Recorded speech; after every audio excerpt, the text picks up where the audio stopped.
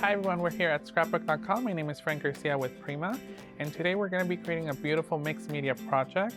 I'm so excited because this project can be applied to wood, it could be applied to canvas, any surface that you like. This project will be perfect. And if you've never played with mixed media before, this class is perfect for you.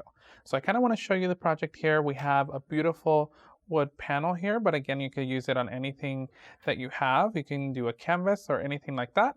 And we're going to be exploring a lot of different mediums. So we're going to be exploring gesso, we're going to be exploring crackle paste, artisan powder, a little bit of sand paste, a lot of different paints and mediums that you can use to create a beautiful piece like this. Now, I went ahead and used my Golden Coast collection, but you can use any collection that you like to create a piece like this. You can use a fall collection, a Christmas line.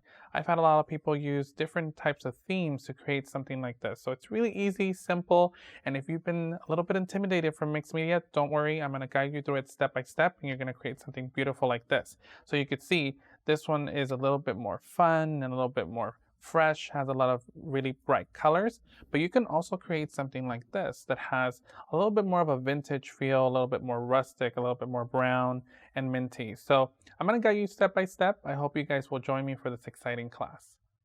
All right, friends, we're going to start with this wood piece. So this is a wood panel here that you can start creating your project with. Now, you want to use something that's sturdy, so canvas, a wood piece like this is perfect.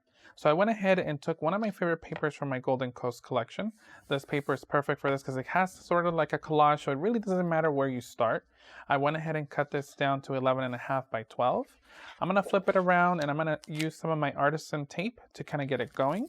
Now, artisan tape, if you've never used it before, is perfect for mixed media because it is heat resistant. Now, what does that mean? It means that when you are working with your project, you can add heat to it and it will not affect the tape. You can add all kinds of mediums. It will not lift off. So I like adding a lot of tape to my project so that when I put all that heavy stuff on it, it'll stay down and it'll last a long time.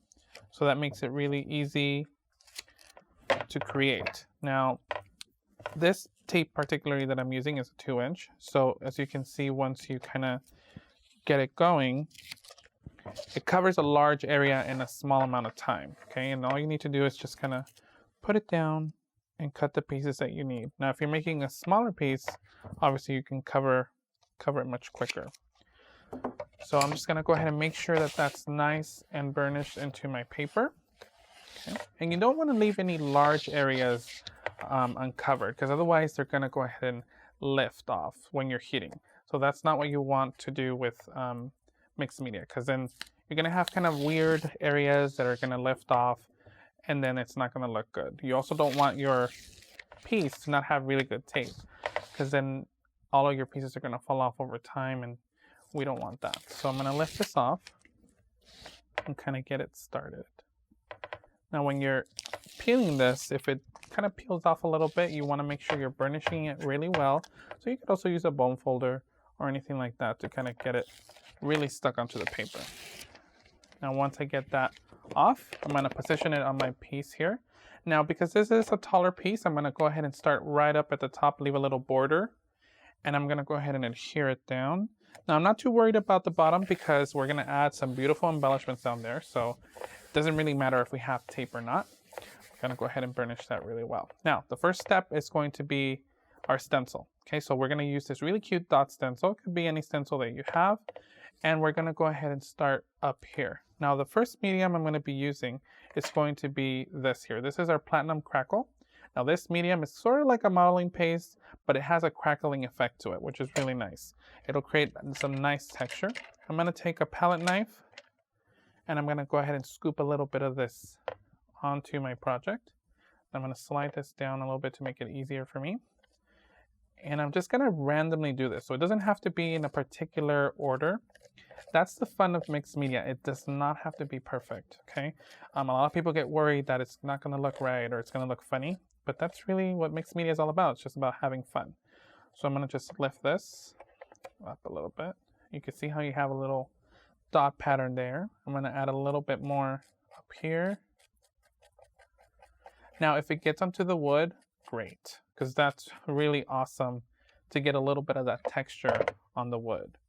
So you could see how I'm kind of doing it really randomly and not in any order, okay? Sometimes you get a little bit of those half circles right here. See that? A little bit of the line, and that's okay because later on we're gonna go ahead and add a little bit of paint, a little bit of fun stuff on there, and it'll look fine.